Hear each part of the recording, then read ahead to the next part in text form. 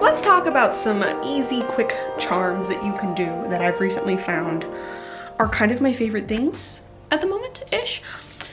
And we're just gonna go into real quick, a simple, easy video to kind of catch up on the ones that I missed earlier this month, so you know. But one of the things that I love to do right now, and I've been doing it for a while, is you will notice that there is a bottle. It was an old bottle of wine. I think I got it from Trader Joe's, Moon X. It's like a red blend or whatever, but it was named Moon, so my witchy ass had to get it.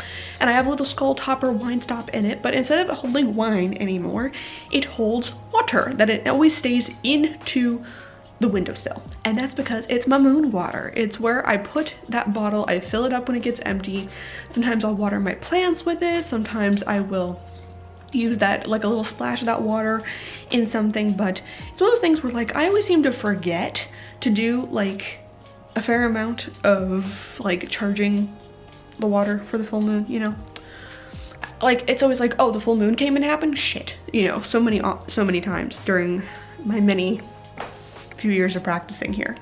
So I figured, you know what? Here is a designated bottle for the moon water. It can go in the windowsill where the moon will charge it every fucking night, and then when it just gets low, I refill it and it's fine. And I can use it periodically and everything. So tip number one for a little bit of easy magic. Tip number two, I guess, that I'm currently doing is make yourself a little blessing keychain for your house keys, your car keys, whatever you bring around with you. I have a couple that I've been doing. One, my sister got me, I've mentioned it before, a little crocodile keychain, so that's currently on my keys, along with I have an evil eye protection thing.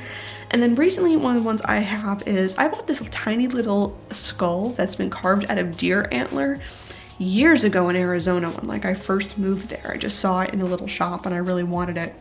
And I've kind of just had it around knowing I wanted to do something with it, and eventually I was like, you know what, let's tie up a thing and let's make a little keychain and do a little blessing of it. And so recently with COVID and everything else going around, I did a little health blessing on it, so whenever I do leave my apartment, hopefully that and the mask and the washing the hands and everything else that you're supposed to do, a little bit of magical stuff added onto it, because why the hell not? We're at that point in this wonderfulness, so I have that as well. Little blessing keychain stuff.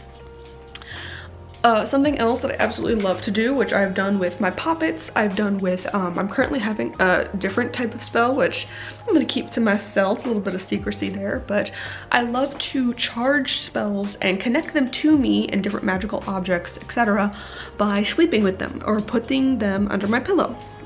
Since I sleep by myself, sometimes I'll put them under my bed, depending on how bulky the item is that I feel needs to be connected to me or charged to me in any way.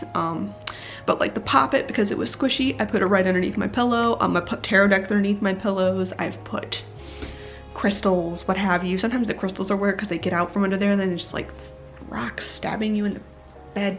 So, nah. But you know what I mean, like just sleeping with things, because our subconscious is so active and our dreams can be so interesting and intuitive and can really pull out some awesome things about our spiritual path and where we're headed. So I love to sleep with magical items as a way of charging them, and specifically of also connecting them to our subconscious and really having that deep spiritual link in there. A fourth tip that I've really enjoyed is taking bits of a previous spell and of spell items and then using it into something else.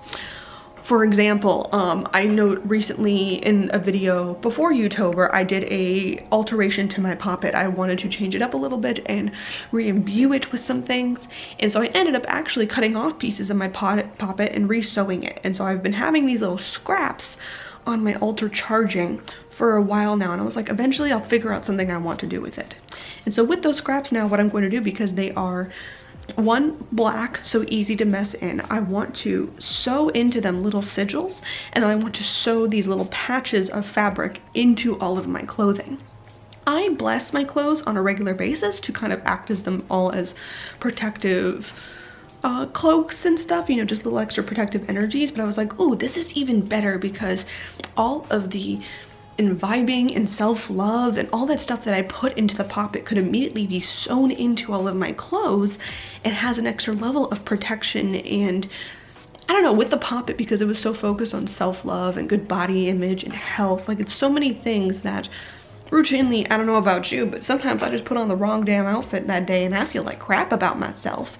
So maybe this would help with that just a little bit of an oomph to the mental health and all of that. So I'm going to hopefully do that. Maybe, I think tonight, I'm going to take all the little scraps and do that. But you can do this too with, maybe you burnt down a bunch of herbs and then you're going to take the ashes of those and say rub it, or use those ashes as a blessing on your next candle, or maybe you just rub a little bit of the ash on your wrists, you know, something like that. You could add the remainder of the herbs to another incense or something else that you're doing, add it to a little spell bag. There are so many ways that we have these little bits and remains of previous spells, you know, the scraps of the magic that still hold a whole lot of power in them, and it just needs to be passably used or recycled into a different way. So those are 4 lovely little easy witchy tips that I figured I would just throw out there for you guys. I think it'll be another day of 2 videos possibly before I'm caught up, so I can get back to a solid video a day for YouTuber. But anyway, comment any quick easy spell tips that you have down below for others to peruse through, and I'll see you guys in the next one. Bye bye.